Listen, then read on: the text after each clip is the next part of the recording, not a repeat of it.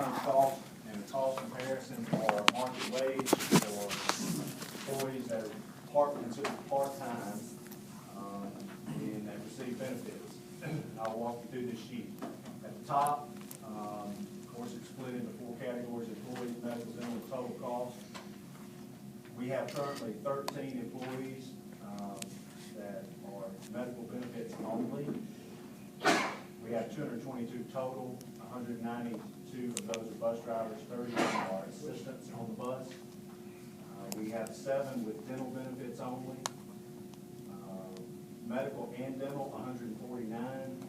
We have 45 that voluntarily do not receive any benefits. And then we have 8 that are vacancies that were open when we pulled this data. And so we use a cost average of the total group for medical, dental, to get their total cost for those 8. When you look at this sheet, basically that top portion tells you that we have 52 employees, 45 receiving absolutely no benefits voluntarily, and 7 that receive only dental, which are extremely low cost. So basically those 52 employees are the most efficient employees in the entire county. They're making an extremely low wage in comparison to other counties with the same like job, and they're not receiving any benefits, basically. So you have 52 of the 222 that would be ecstatic if they were paid a market wage, because they're not drawing anything on benefits anyway. If you look at the 149 that are drawing both medical and dental benefits, you can see pretty quickly with the breakdown below that's in bold that it would cost us, if you adjusted salaries to market wage. And how we determine market wage is to look at $22 and $23 an hour for a bus driver with no benefits in Robertson and Wilson County. And that's who would be our predominant competitors. Right now, our wage is $10.36 an hour, plus benefits. So if you eliminated the benefits, you already have 52 people that are low wage and not costing you any benefits. It basically would be an increased expense to the county and to general purpose of the schools of a little over $402,000. So that's kind of the breakdown. We went employee by employee, make sure that we were accurately pulling the information for what they were drawing in medical expenditure, medical benefit. It's a $402,000 difference to pay competitive wage. What did you say bus drivers make an hour? Average is about $10.36 an hour, I believe. $10.36, I believe, on average. Well, I just divided that, $2,784,000 by 222, and they make about $12,000 a year, Plus $12,000 benefits. a year, Yeah, plus that's just the benefits, wage. as opposed to 22,347. The other. Mr. Chairman? Yes, sir. You got it, please. Yes, sir. Have we looked at combining a couple of part-time positions into one full-time position and thereby doing away with the benefits of that additional employee? We don't have any part-time any longer that work as custodians, we used to have. What about cafeteria workers and bus drivers? Cafeteria workers not even considered self-funded. Okay. So you don't have, none of these positions can be combined into a full-time position? The positions that were previously part-time, like school nutrition, they're on their own, they're self-funded, and the part-time custodians have been Okay. eliminated. None of these positions that you have here can be combined into a full-time position? What would you combine with? I don't know, I feel you run the school, I'm just asking you a question. Can you take any of these My answer part-time today, people, combine them into one full-time position, and then thereby do away with the Yeah, benefits? I don't think so, because, that would require a skill that the bus driver would have to then go to a school and perform a task that's equally part-time, and I don't think that's feasible. Have you looked at it? Yeah. Okay. They used to actually do that and ran people into overtime. Thank you, Mr. Chairman. We're self-insured on this. So the person goes to the doctor here in county, you're not paying for that doctor bill. So the cost of insurance in a way, unless you go back and track all the medical costs of these people, is inaccurate. Right. Is that not correct? Well, that would be the same rationale for doing that for every employee, claims history, and that's why you have insurance. Well, I understand that. So you're either dealing with, we're gonna provide insurance for these employees, or pay them market wage to not have them. You're comparing But $22 an hour here to their insurance benefit cost. But that insurance benefit cost, that isn't comprehensive to the point that it takes in everything it actually costs the county. But, So it is feasible that we could pay them more money at full-time wage and actually save the county a tremendous amount of money if we look at what it actually costs the county. but the same could be translated to full-time employees that you don't want to We're not benefits talking to. about full-time, we're talking about part-time employees. The same rationale works either way. If you're gonna use it for one set of employees, you could say the same thing for sheriff's deputies. You could say, well, it'd be better for us to pay, $18 more an hour for a sheriff's deputy, but not give them benefits. If you're tracking it back to individual claims, you could equate that for any sector. Well, you could also look if they don't have any claims. We're talking about part-time employees versus full-time employees. We're comparing apples to oranges. I'm just saying Who that did that? Where did the part-time employee insurance issue come from? It didn't come from the school board because I've looked for it. Where did that I happen? actually did come from the school board. No, sir. I got the information from the two of your school board members. No, sir. The school Don't board. call me a liar, Dr. Phillips. I'm telling you right now, I got it from Dr. Danny. Well, he said there and called me a liar, Chairman. No, sir, I didn't. I Yes, said, you said it did not come from the school board. I'm telling you, it did come from members of your school board. no, sir, the insurance for part-time bus drivers did not come from the school board. I don't know. It came from the vote, I had the minutes, it came from the vote of the SID. Because that's the only one that could give them benefits under the insurance trust. I'm telling you, the information that I received, that there's money to be saved there, came from members of your school board. Oh, I'm talking about how they originally, we're not talking the same thing. I know that originally, they were put into the insurance trust to receive benefits by the insurance board. 30 years ago. I'm not exactly sure, Leah, it's a long time ago. How many years ago? The only point I'm trying to make is in order to actually go back and do a comprehensive, if you want to go compare actual cost of the county versus paying full-time, a little bit more money, and eliminating the benefits, I think we need to take a little bit more comprehensive approach, and we'll go back and try to track some of these people. Because a lot of people, from what I understand, are usually older, which in turn costs us more money. And that's the only point I'm trying to make, is we need to step back, we need to be a little bit more comprehensive and look and see if there is money to be saved over there, because from what I've been told by school board members, there is money to be saved in that area. Leah, is that legal to track claims history? Is that, in regard to if you're gonna offer them benefits or not, is that a legal Well, approach? that's not how you would do it, that's not, but, these numbers are kind of, it's hard to say this is apples and oranges, because, one good cancer claim could cost $400,000. And so, to say that it would cost more or less, that's probably not a good way to do it. We break everything up into groups. I don't know how concise you would be in just tracking by people. I don't think we would be able to do that. I don't think Blue Cross would give us that data. But what we can say is this group cost, that group cost,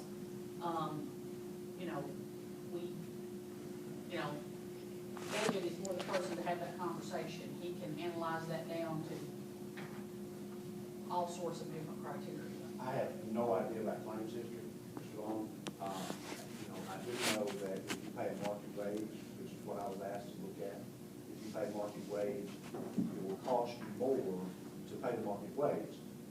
But to be fair to you, if you track 10 years of claims history, some of those people will be probably not with us any longer that were here 10 years ago. I don't know how you can do that. It'd be difficult. But,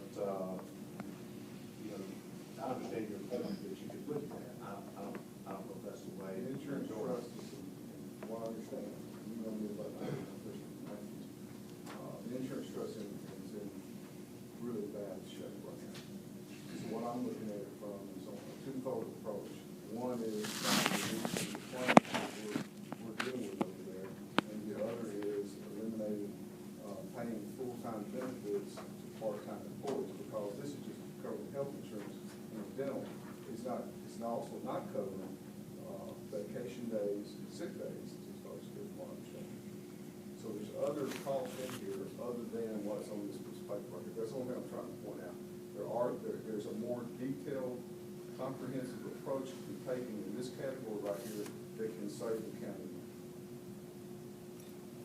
Thank you for this report. Mr. Chairman? Yes, I could say on that also, just to let everybody know that Commissioner Hughes, of the Self-Insurance Board, and requested, Vince and I did what he would like to present to legislation, came on as to doing a comprehensive study of dental and insurance and things of that nature. We've announced the voting to support that, that would be great. So it's supposed to be on legislation and things, so probably we can address that in that study. For this work. Okay. Dr. Phillips, what is, if you're a full-time employee in Sumner County, how many hours a week do you work? More than 32 currently. I think that's the way it's written in the trust. Isn't it? Yes. Mr. Stone? Yeah. Dr. Phillips, have you ever worked in a system that contracted out transportation? I have. And how did that work? How was it cost? It was initially difficult for two reasons, and I think you would find this,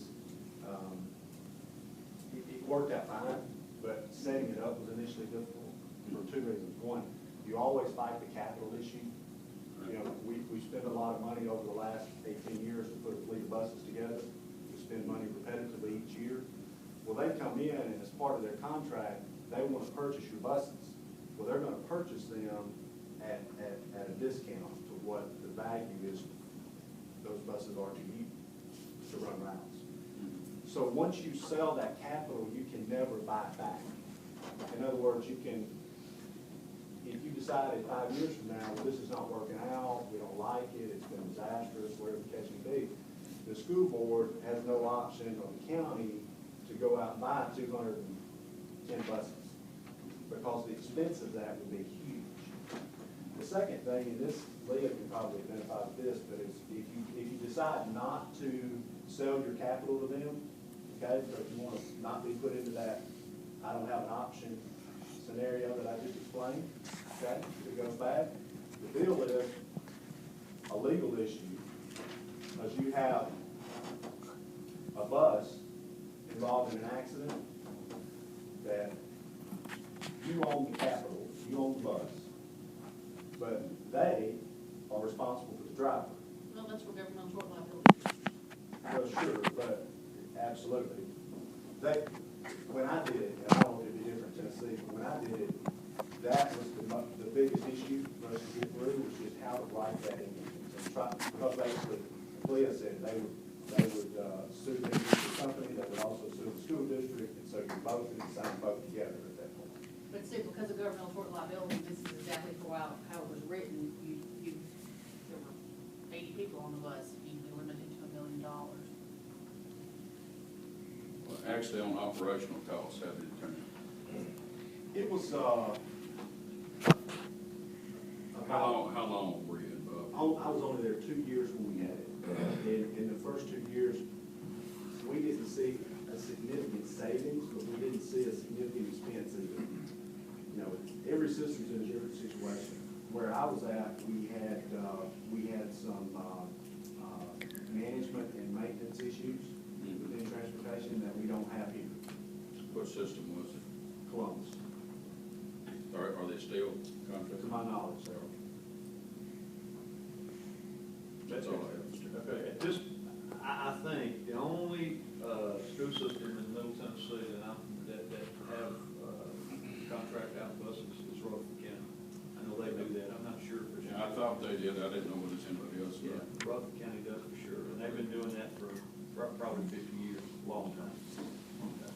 Chairman, I'm Yes. commenting on Mr. Stone's question.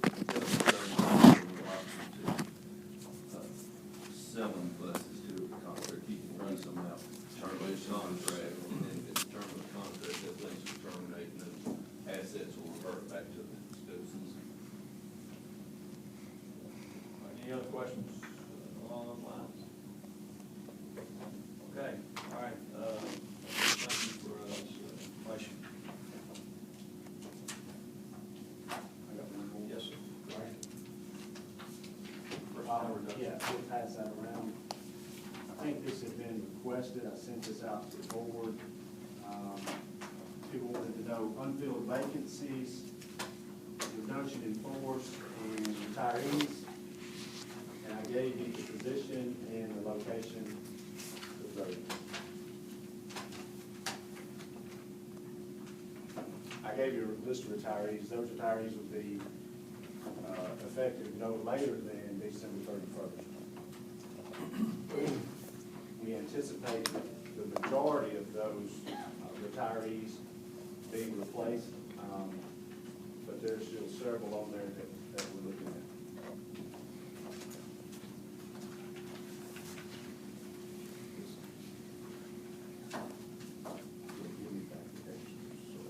Dr. Phillips, with these retirees,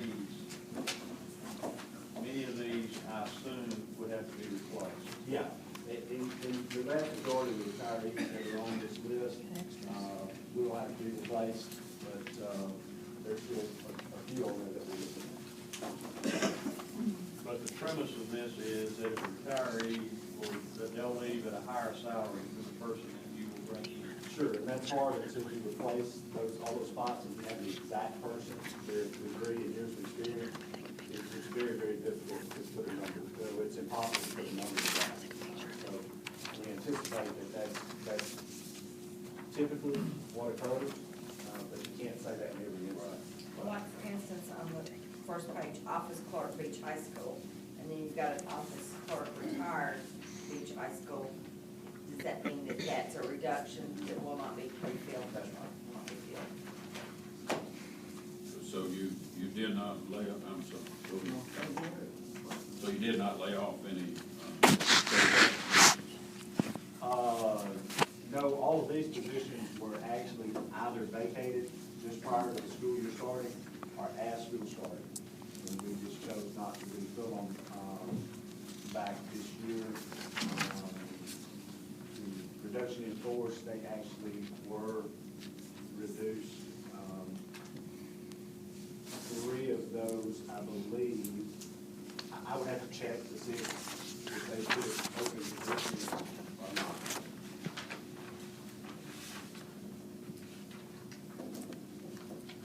Mr. Ball? With these, looking at six, three custodians and three bus drivers, those folks actually have a recurring expense at retiring. In other words, would we be paying their insurance after they retire? As part of their Yes, that's my understanding. there's no area that we can get back to part-time employees, even though they're recurring. That, my understanding is correct.